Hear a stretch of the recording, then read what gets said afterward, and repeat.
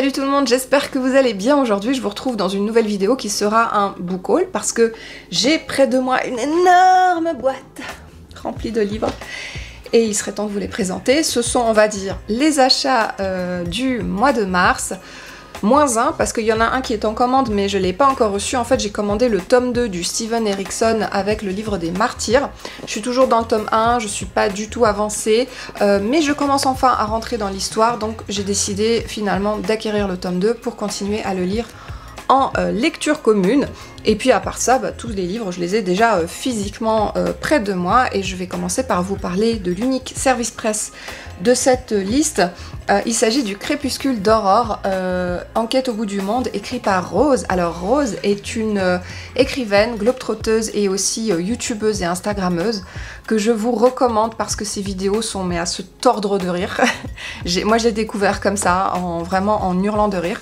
Et elle m'a, au fil de nos discussions, de nos conversations, je m'y attendais pas du tout, elle m'a dit bah écoute, je te propose de t'envoyer mon livre parce que je sais que t'aimes bien un petit peu le sport, je sais que mon personnage pourrait te plaire, et pour cause ça a l'air intéressant puisqu'on est avec Aurore Reed. Alors t'es pas sympa Rose parce que c'est pas facile à prononcer, mais Aurore Reed est partie en vacances en Nouvelle-Calédonie et le jour de son départ à l'aéroport de Nouméa, eh bien elle est absente à l'appel puisque elle a disparu. Donc ces sombres secrets du passé vont alors ressurgir et des langues vont se délier à son sujet, donc ça peut être vraiment très très intéressant. Je remercie beaucoup Rose pour cet envoi et je vous en parle très très vite parce que j'ai super hâte de découvrir sa plume. C'est son primo roman et il est publié en auto-édition auprès de la plateforme Amazon et je vous en parle vraiment très très vite. Ensuite, je vais vous présenter des livres que j'ai achetés beaucoup en recyclerie. Et pour cause, vu que les livres poches sont à 1 €, les grands formats sont à 4 €, les livres anciens, bon les prix sont très variables selon la rareté et l'état du livre, mais les poches, vraiment je me fais une razzia là-dessus, je les prends comme ça, comme des petits pains, et en plus c'est pour la bonne cause, donc je me suis procuré énormément de poches, notamment de Serge Brussolo, puisque vous savez que j'ai lu le truc des sirènes par 30 mètres de fond, et j'ai adoré ce bouquin. Cet auteur est complètement farfelu, cette histoire m'a énormément transportée. Je vous renvoie à ma précédente vidéo pour la chronique et je vous renvoie aussi à ma page Instagram pour une chronique écrite si vous préférez. Alors je me suis commandé La fille aux cheveux rouges et je me suis procuré Dortoir interdit. J'ignore si ce sont des suites, des tomes 1, je m'en fous.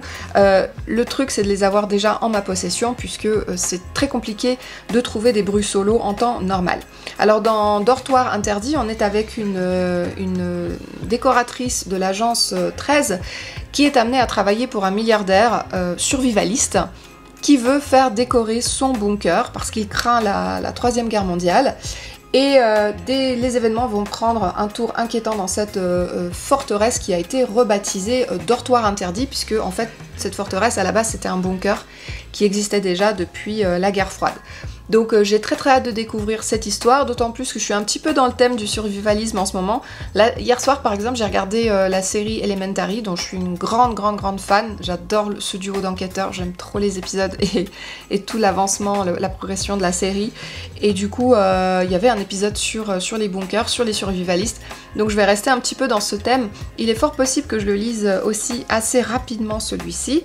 Quant à La fille aux cheveux rouges, l'histoire est tout autre puisqu'on est à Londres en 1940, pendant que l'Angleterre est sous les bombes. Une jeune fille aux cheveux rouges semble comme par magie sortir de ces bombes et c'est une rescapée, c'est une miraculée, sauf qu'elle a complètement perdu la mémoire jusqu'à oublier son nom, son identité. Alors elle va la rechercher au sein d'un manoir et en même temps elle est poursuivie par un homme qui porte un masque à gaz et par ailleurs, un milliardaire inconnu essaye de la tuer. Voilà, donc on va un peu rentrer dans tous ces secrets, dans peut-être ces secrets de guerre, peut-être pas, peut-être que l'auteur nous emmènera encore ailleurs. Avec cet auteur, à vrai dire, je ne sais pas trop à quoi m'attendre, donc j'ai aussi hâte de découvrir cette histoire. Mais ce n'est pas tout pour Serge Brussolo, puisque je me suis aussi procuré les 2 tomes de la brigade du chaos, pardon, le tome 1 et le tome 2.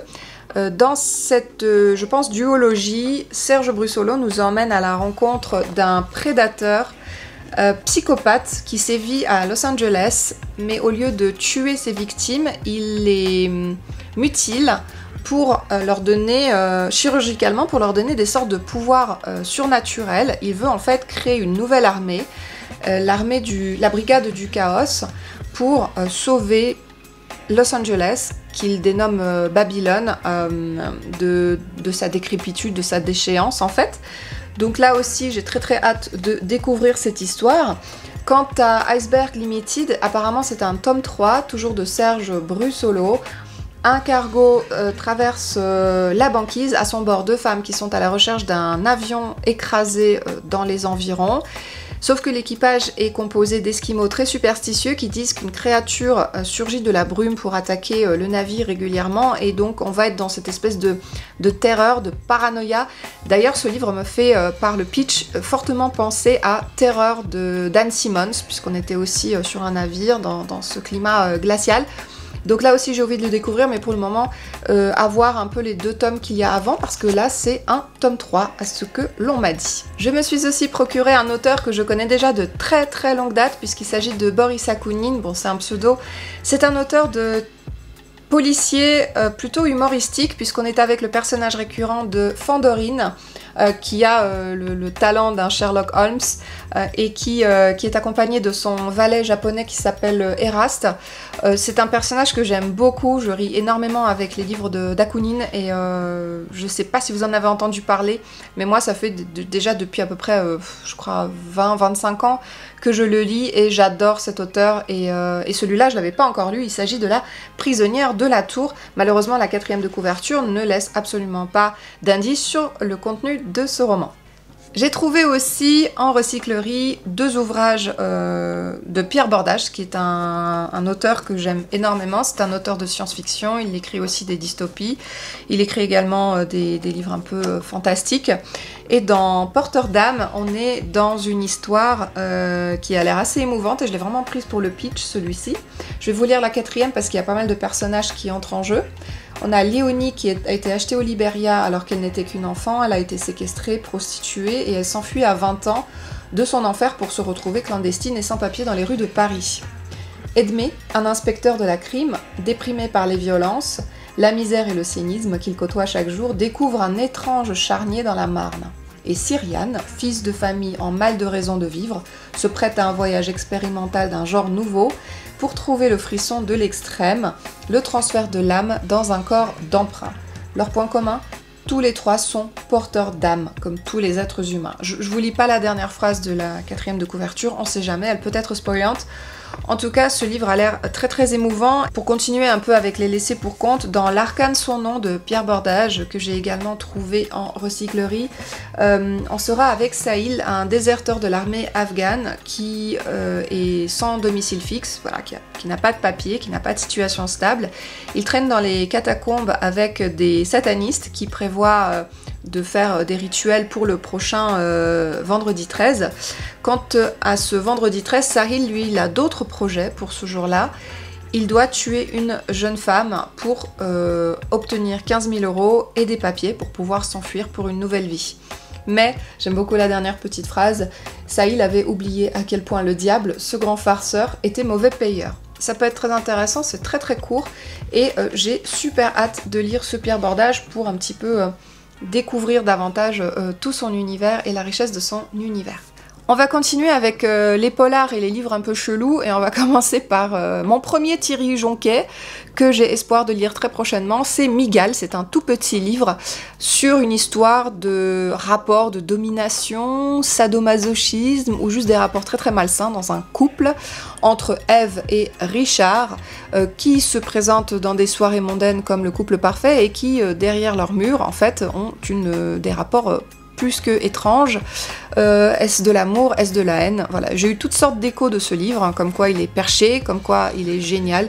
Donc j'ai hâte aussi de me faire ma propre opinion, peut-être même ce mois-ci, parce que je suis dans un challenge littéraire en ce moment, et on peut lire des livres assez courts, donc peut-être que je vais réussir à le caser celui-ci.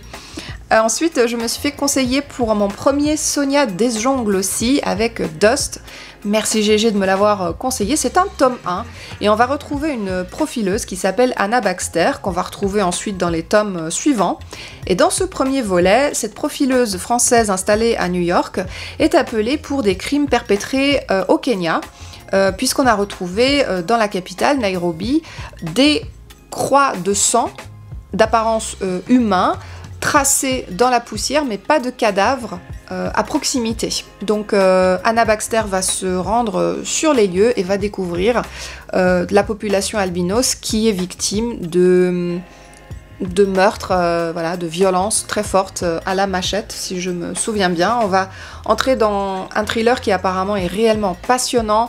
Et Jérôme m'assure que ce livre devrait énormément me plaire. Il fait d'ailleurs partie de ses coups de cœur. Si vous voulez aller voir sa chronique écrite, si vous êtes un petit peu plus curieux d'un retour de quelqu'un qui l'a déjà lu, vous pouvez aller voir son Instagram. Je vais vous l'inscrire juste ici.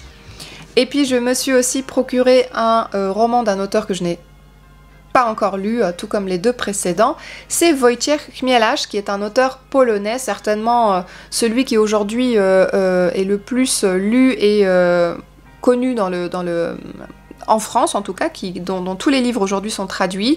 Donc avec Pyromane, nous sommes à Varsovie. L'inspecteur Mortka, à qui on va coller en plus dans les pattes une profileuse, va devoir enquêter sur un pyromane qui sévit dans Varsovie et qui balance des cocktails Molotov à travers les cheminées, qui ne laisse derrière lui que des brasiers, des tas de cendres.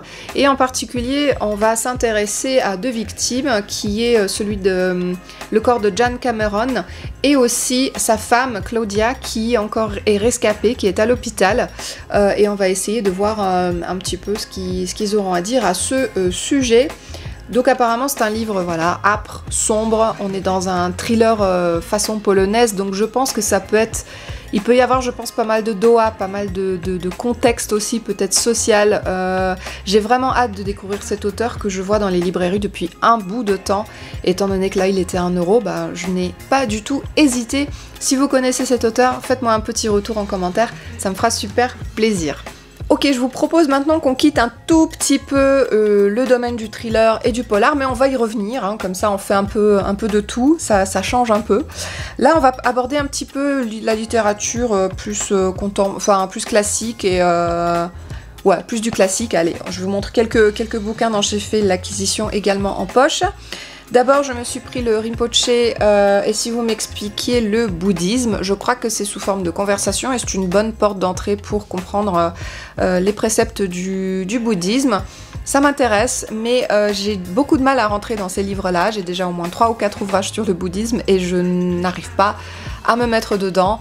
Mais voilà, dans ces petits livres de la collection Aventures secrètes, du livre de poche, en général, il y a des très bonnes trouvailles, donc peut-être que je vais réussir à commencer par celui-là. Je me suis trouvé un livre d'Elsa Triolet, c'est une autrice que je n'ai pas encore eu la chance de découvrir. Et dans cet ouvrage Rose à crédit, on est avec Martine, qui a eu une enfance assez douloureuse, assez... rudimentaire et qui du coup va se complaire dans sa vie d'adulte à fréquenter des milieux un petit peu plus dans l'esthétique, etc. Et elle va tomber amoureuse d'un certain Daniel Donnell qui va se charger de concevoir un parfum de rose.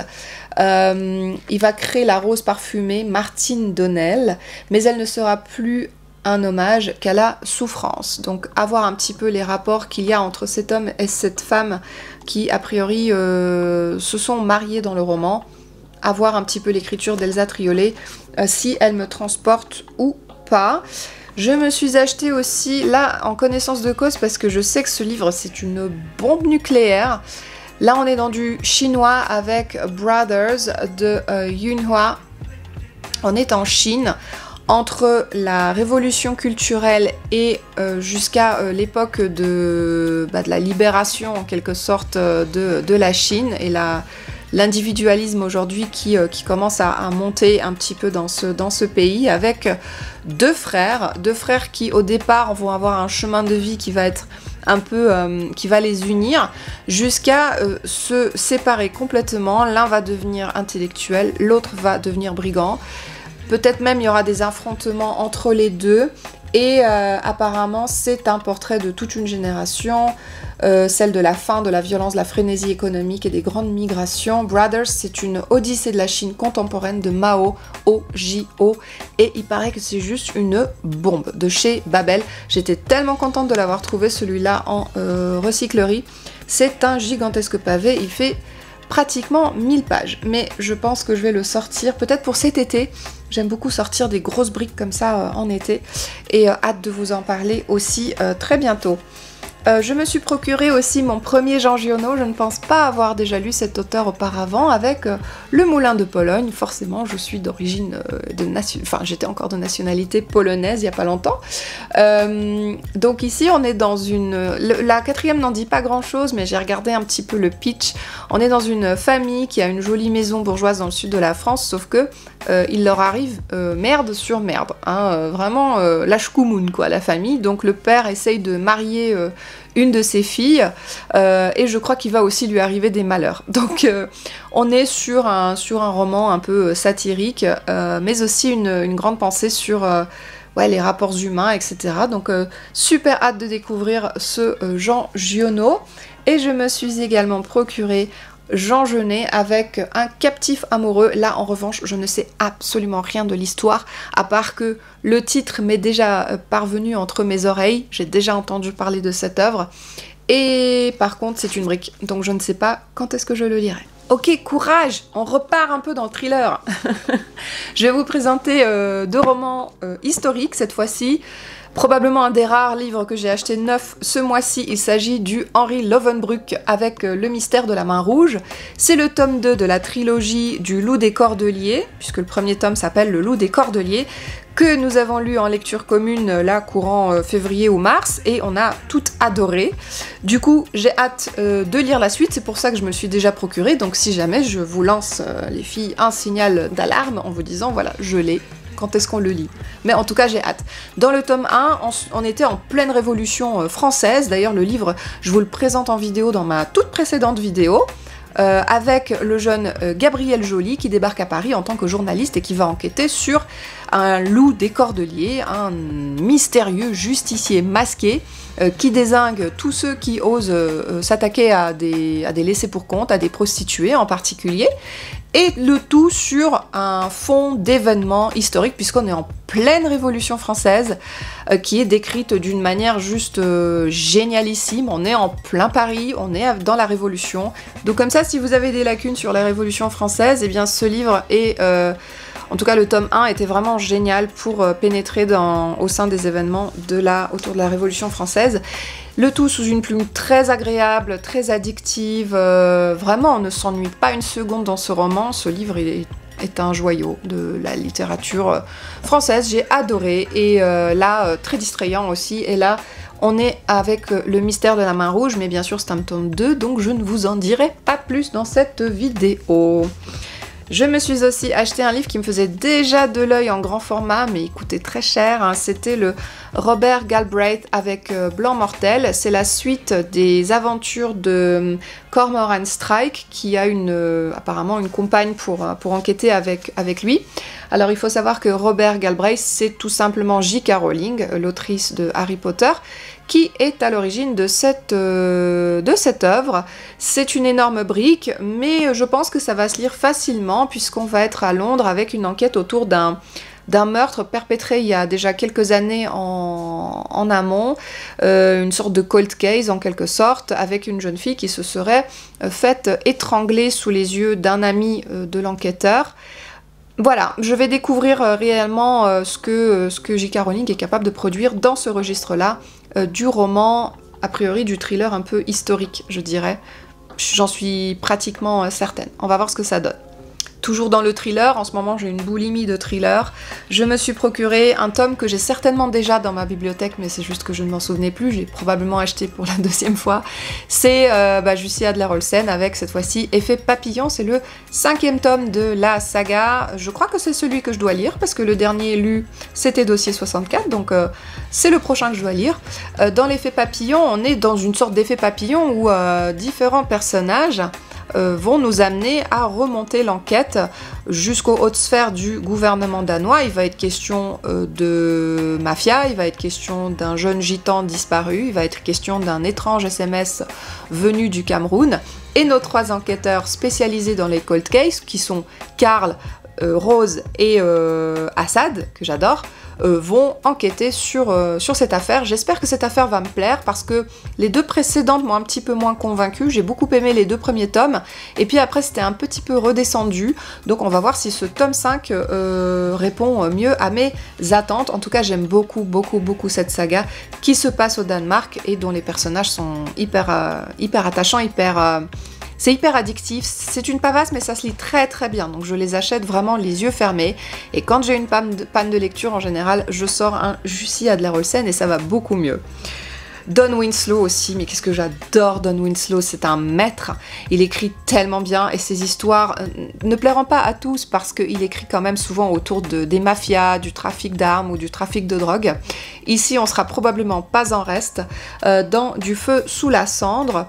On est dans la propriété d'un richissime homme d'affaires qui est mort dans un brasier chez lui. On retrouve le chien quand même dans le jardin, à l'abri, et c'est l'enquêteur Nick Vale, qui est un spécialiste des crimes par incendie, qui va comprendre qu'il a affaire à un incendiaire, et son enquête va l'amener apparemment jusqu'aux traces d'une mafia russe. On est dans des affaires de fraude à l'assurance versus mafia. Mais avec Don Winslow, je sais que son écriture m'emporte toujours, c'est une très belle plume, vraiment, elle est extraordinaire, je peux me bouffer des Don Winslow de 1000 pages sans m'ennuyer une seule seconde. Donc vraiment, si les thématiques liées à la drogue, au trafic, vous intéressent, surtout que ces livres sont souvent très bien documentés, je vous conseille énormément de lire du Don Winslow. Là, c'est un auteur que je n'ai encore jamais lu, il s'agit de Patrick Graham, mais j'ai acheté ce livre parce qu'on sera dans l'atmosphère de la Nouvelle-Orléans aux États-Unis, juste après le passage de l'ouragan Katrina. Et dans l'Apocalypse selon Marie, on est avec une enquêtrice qui va apparemment, il me semble, devoir traiter une affaire entre une espèce de guérilla, je sais pas, peut-être des évangélistes, ou je sais pas, on va être vraiment dans le domaine de la foi chrétienne. Et je n'en sais pas plus, la 4e de couverture est assez énigmatique, donc je ne saurais pas vous en dire plus, mais si vous avez déjà lu ce Patrick Graham, eh ben écoutez, faites-moi signe, je suis très curieuse de savoir ce que vous en avez pensé. Alors l'ouvrage suivant que j'ai acheté en grand format, c'est Tokyo de Mo Hayder, puisque je crois que je n'ai encore jamais lu du Mo Hayder, ou alors peut-être j'en ai lu un. Je sais que ce sont des romans très addictifs qui se lisent très vite. Là aussi, on est dans l'univers du thriller, quelque chose d'assez sanglant, mais malheureusement, je n'en sais pas plus sur la 4e de couverture. J'ai hâte toutefois de découvrir aussi cette autrice, si ce n'est déjà fait. Alors si c'est fait, ça m'a pas marqué, c'est plutôt pas bon signe. Je me suis procuré un Derek Kunsken que je ne connaissais pas du tout, avec le magicien quantique. Là, on est dans de la pure science-fiction avec Belisarius Arjona, qui est un homme quantique. Il est capable de transformer des probabilités en réalité. Donc vous voyez, on est dans quelque chose d'assez scientifique. Et cet homme subsiste en faisant des petites escroqueries jusqu'au jour où on lui propose une mission, celle de déplacer une flotte à travers l'espace stellaire ennemi. Donc il va constituer une armée de post-humains, un peu comme lui, une intelligence artificielle, et il va essayer de traverser un peu cet espace. Va-t-il déclencher une guerre? C'est la question qu'on va se poser. J'espère que c'est bien écrit, j'espère que c'est pas trop tordu, parce que ce livre fait quand même 500 pages. Alors voilà, je sais pas si vous connaissez.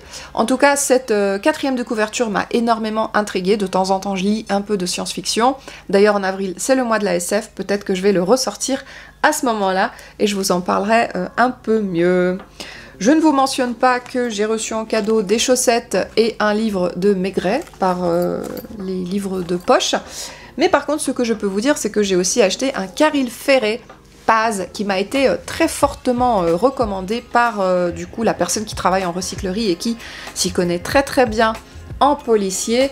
Un vieux requin de la politique, un ancien officier des forces spéciales, désormais chef de la police de Bogota, un combattant des FARC qui a déposé les armes, un père, deux fils, une tragédie familiale sur fond de guérilla colombienne. Ça peut vraiment me plaire, j'aime tout ce qui touche à la guérilla, au trafic de drogue, j'adore ça. Et enfin, les deux derniers livres de ce book haul, et ensuite je vous relâche. J'ai trouvé, bah écoutez, gratuitement, Preston and Child avec Noir Sanctuaire, qui est encore une enquête de l'inspecteur Pendergast. Ici, on est dans les marais d'Exmouth avec l'agent du FBI Pendergast, qui est cette fois-ci porté disparu. Donc je suppose que dans ce tome, on va aller à sa recherche. J'ai déjà lu du Preston and Child, ça se lit tout seul. Donc on verra si ce tome me convainc. Et enfin, le dernier livre de cette sélection, eh bien, c'est les Chroniques martiennes de Ray Bradbury, qui m'a été fortement recommandé, et en fait qui est un coup de cœur intersidéral, on peut le dire, d'Adeline de la chaîne Bullish Bookish. Ça fait partie de ses meilleures lectures, je crois, de l'année dernière. Et voilà, Chroniques martiennes, j'ai encore souvenir qu'elle en parlait si bien. Et j'ai super hâte de découvrir ce grand classique de la science-fiction qui est en fait un recueil de nouvelles, si je ne vous dis pas de bêtises. Voilà, bah écoutez, c'en est tout pour ce book haul, j'espère que ça vous a plu. J'ai pas tout montré parce qu'il y a des livres anciens et tout, mais je vais pas vous faire l'affront de tous vous les montrer. Et sur ce, je pense que bah, j'ai de quoi lire, donc ça va. Et voilà, j'espère que vous aussi, côté lecture, ça se passe bien. Moi, je lis un petit peu moins en ce moment. J'essaye de sortir des livres très courts dans le cadre d'un challenge littéraire que je suis en train de faire pour engranger des points pour mon équipe. Je vous embrasse très très fort. N'hésitez pas à commenter cette vidéo, à vous abonner, à la liker. C'est toujours un coup de pouce pour le gros travail que ça représente. Et bien sûr, merci à tous les nouveaux abonnés aussi de nous avoir rejoints. En ce moment, il y a quelques nouveaux abonnés et ça me fait très plaisir de vous découvrir et d'échanger un petit peu avec vous dans les commentaires. Donc n'hésitez pas à me faire un coucou. Moi, je vous fais des gros bisous. On se retrouve bientôt et je vous dis à une prochaine. N'hésitez pas à me suivre sur Instagram. Ciao!